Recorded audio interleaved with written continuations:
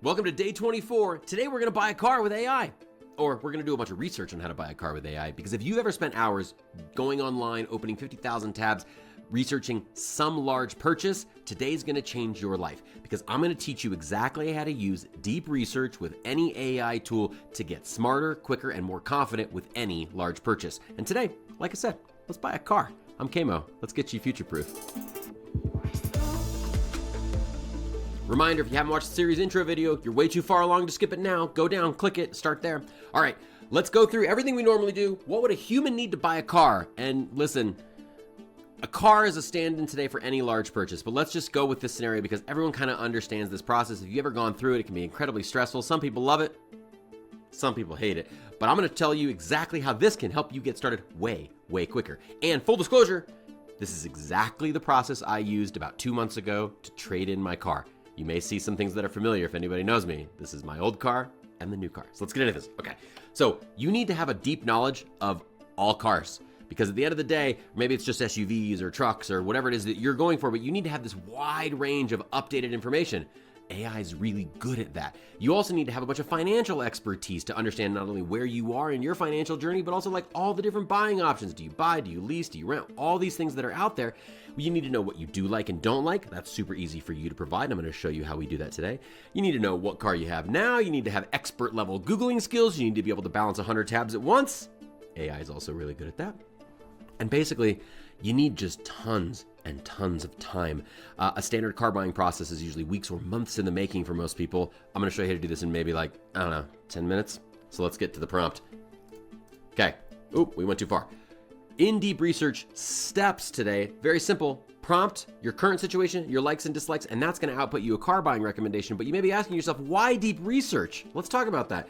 Most importantly, it saves you tons of time because deep research is going to do that parallel processing for you to balance the 100 tabs that you're going to need. You're going to need unbiased insight because, again, marketing, all the Car and Driver magazine top 5 or whatever, those are generally trying to sell you something, and AI is pretty good at going out and finding all that stuff and identifying the consistent trends. So again, all AIs are biased in some way, but I mean, in the car buying, marketing, dystopian future perspective, this is as unbiased-ish as you can get. It's also personalized to your needs. It's not the top 5 sedans. It's like the top 5 sedans for you with what you like in your financial situation, blah, blah, blah. It also handles a lot of complexity. It takes humans a lot of time to parallel process this thing. AI is going to do all the parallel processing for you. This is like straight down the middle of AI's biggest strengths. And biggest one for me, reduces stress. Like, car buying is an incredibly stressful situation for anybody. This is a great way to kind of lower that temperature in every way. And I don't mean AI temperature. So let's look at the RG COA. What's our prompt framework today? We're going to have a personalized AI car guru. Quite simple. We're going to identify the top 5 replacement vehicles for what we want. I'm going to give it all the information about where we are currently with the car buying situation, what we're driving today, what we're looking for. And I'm asking it to give me a ranked list of the top 5 vehicles and why it thinks those are the best for us. And as always, we're going to ask it for help along the way. So cool, we've got that. Let's demo. Let's go through this. Here's the prompt, okay? And I'm seeding this prompt with a lot of specific information because, again, I copied this prompt from my prompt history, to be very clear, okay? So I'm a Colorado-based automotive research consultant because I live in Colorado, and your objective is to be data-driven and practical with knowledge of vehicles suitable for Colorado's varying conditions. You have experience helping families make economic decisions. This is our role, okay? The goal, identify the top 5 replacement vehicles for a Colorado family of 3 parents and a 5-year-old kid. We're looking to replace their 2022 Ford Bronco. It was not a good car. All right, research and compare the vehicles and provide payments that are less than $1,100 a month. Yikes. And then analyze the trade-in scenarios where we have $8,000 in negative equity, because again, Broncos. Compare the 3-year leasing options, and again, you customize all this for what you're specifically looking for, and provide justifications based on each. Context, here's the current vehicle and the payment, here's the current vehicle dissatisfaction points, numerous recalls, failing electrical systems, extremely loud cabin noise, and current vehicle positive aspects. It was fun, it was roomy, and the electronics package was good when it worked. And the things that we want in a new vehicle: quiet cabin, fun driving dynamics, superior inclement, we want to drive good in the snow, y'all, and lower payments than what we currently have because we're looking to downsize our monthly spends. All right, again, here's the financial considerations, and I want to point something out here. You may notice I say this exact thing twice. Bronco, $1,100, $8,000 negative equity. Bronco, $1,100, $8,000 negative equity. Because here's why. I'm gonna zoom back on this. AI is not great at math. Some models are getting better and some models are just absolutely excellent at that. Way to go, Meta. But generally speaking, I find if I repeat specific details of numbers, it tends to lock it down and it won't hallucinate as much. So that's why you're gonna see me use these a bunch of times.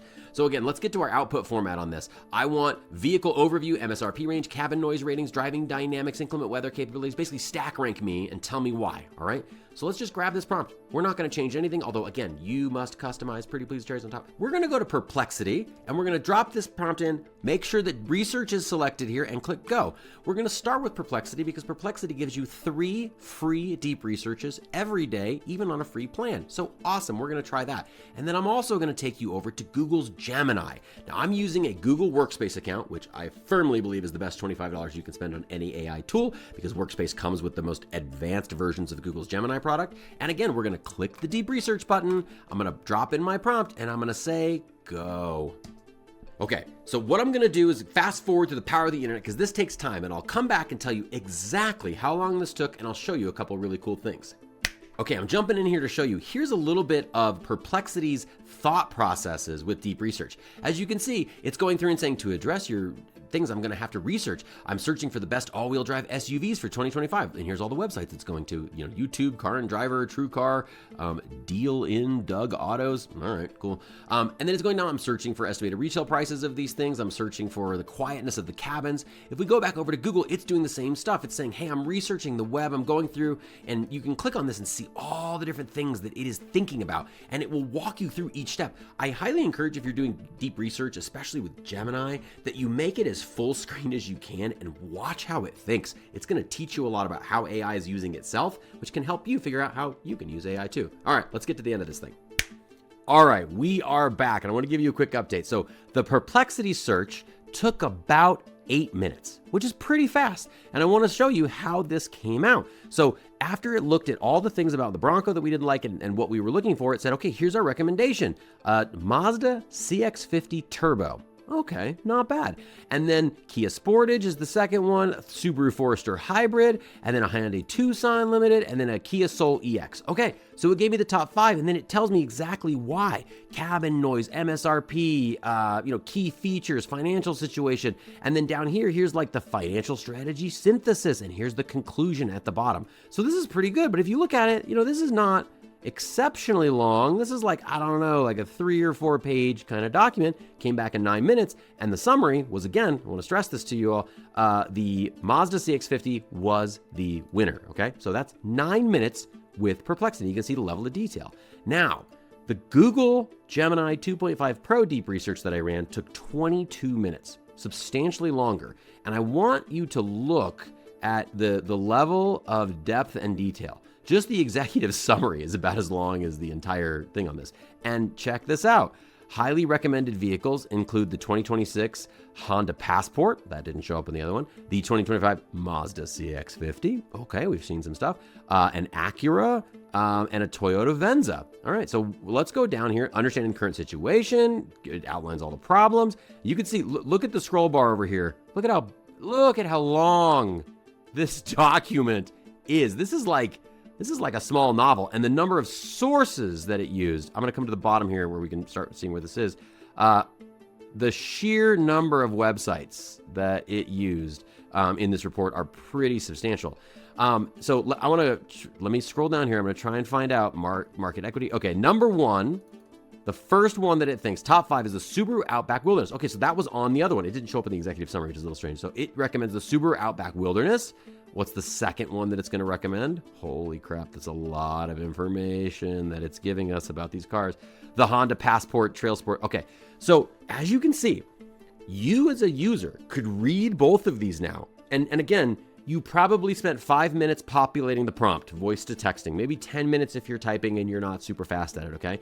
And then you walked away for 20 minutes and came back to specific targeted information that you can spend the next 20 minutes or 30 minutes, probably because that's a lot of text, reading and narrow down your list to like the top 5 cars, then go schedule those test drives and go. If we're talking about doing this for a different type of big purchase, you've probably got all the information you need to make a decision, or at least to try the next step out. Or you can use this as refinement to another prompt to say, okay, here's the ones find me, in my area where some might be, using web search and scraping and all sorts of stuff. But I want to point one more thing out in here, especially with the Google version. Up at the top, there's this little blue, and hold on, I'm going to turn on my little mouse highlighter here. There's this little blue section here that says create. This is really cool. If you click this drop down, you can create a web page, an infographic, a quiz, and an audio overview. It will create you a podcast. Pretty crazy stuff. And if you want to know a whole lot more about that, tomorrow's topic is all about how to use Notebook.LM to create really detailed podcasts. So you could just take this and run with it and have it create you a podcast. So instead of reading this for the next 20 minutes, go on a walk, put it in your headphones, listen to it as you go. Pretty amazing stuff. So all right, really interesting. Spoiler alert. We'll pull back to full screen on this because this is not necessary to fit this. So like I said, this is the exact prompt that I used when I was researching these cars about 2.5 months ago. And here's the thing, we ended up getting the Mazda CX-50. So the number one recommendation from Perplexity is what we got. I will say that we test drove many of the cars on this list, but to give you an impact of time, we spent one afternoon getting this deep research to tell us some recommendations and then doing some basic research on our own, human in the loop, verifying all this information. And then we scheduled 2 test drives the next day, 3 test drives over the next couple days, and we bought the vehicle like 2 days after that. So the total time between us beginning our deep research to driving the new to us, because we got a used vehicle and saved a ton of money, car home was 6 days. And the total time was probably less than 8 hours, to be really blunt, including me like driving an hour and a half away to get the car at the dealership where it was. So this is all about time savings. This is all about really reducing down what it takes for you to like do anything with this stuff. And if you want to get really detailed with this, you can use this for any big purchase. It doesn't, a small purchase, doesn't matter. Like if you were going to go spend an hour Googling things, don't do that anymore. Like you can if you want, if you get joy out of it, use that time more wisely. Use that time to validate the information so that you're really refined in and targeted in the areas that you want to go. You lasered down into what you want to learn and what you want to see. You can use this for subscription services, like I'm paying for these 5 things. Should I? You can use this to connect to other tools for hyper-local shopping, like things that can scrape the web in real time, or use Grok if you want to like analyze local tweets and stuff like that. You can figure out how to interact this with many other things. Make it part of your automation process. This level of deep research is crazy. I mean, you can set up automations where you just talk to your phone as a voice-to-text note, and then it kicks off the deep research for you based on predefined criteria. And when you get back from your walk or from your drive, it's waiting for you to read. It's an email in your inbox. 1,000 options that you can do here. And look, if you want to learn a whole lot more about those options, you want to walk through some of those automations, check out Community with Camo, check out my next AI training course. Links are all down below if you want to get way, way deeper and more capable and more future-proof in this process. So, that was a decent amount of stuff today. Leave me some comments down below. If you want to see anything different, hey, I want to hear what you want to see. Tomorrow's episode I'm stoked for because we're going to talk about how to make custom podcasts on any topic you could possibly imagine using Google's Notebook LM. It is going to change the way you learn. And if you like to listen to podcasts, it's going to change the way you listen. See you tomorrow.